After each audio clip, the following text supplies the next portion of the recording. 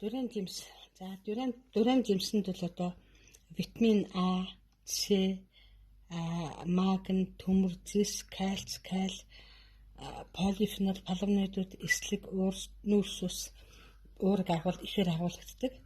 За дуран нүүрээ калий их өсвөр учраас муу холестериныг бууруулж одоо артерийн даралтыг бууруулдаг. Ялангуяа илгэн төрөмтлөгдсөн өөх тосыг бууруулдгаар онцгой ачаал бүтэлтэй.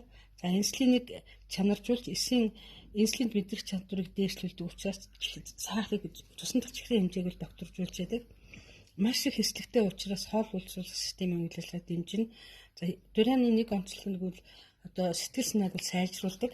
За дуран нүүрээ яах вэ гэхээр зэрэг маш тийм ангилын үнэртэй, өөрөөр хэлэх юм бол нэвширсэн юм шиг үнэр гардаг учраас Гонконг болон Сингапур одоо энэ Азийн орнуудаар нийтийн унаагаар тээвэрлэхийг бол хоригдж яадаг. За витамин С-гэр маш их баялаг байдаг учраас одоо арсны өвчлийг багасгахад туслана. За дуран жимсийн хамгийн онцлог юм юу гэдэг вэ гэхээр триптофаныг ихээр агуулдаг. Триптофан гэдэг нь юу гэхээр бидний организмд байдаг амин хүчил байгаа. За триптофаны гол онцлог юу гэдэг вэ гэхээр серотониныг үйлдвэрлэдэг, ихэд тусалдаг. За серотонин гэдэг нь өөрөө яадаг гэхээр бидний аж аргалын гормон гэж байгаа. Серотонин их хэмжээтэй агуулгах юм бол хүн баяр хөөртэй аж аргалтай болдог. Серотонин цаашдаа мелатонин үйлдвэрийн нийлэгдэлтийг дэмжиж нойронд сайжруулж өгдөг.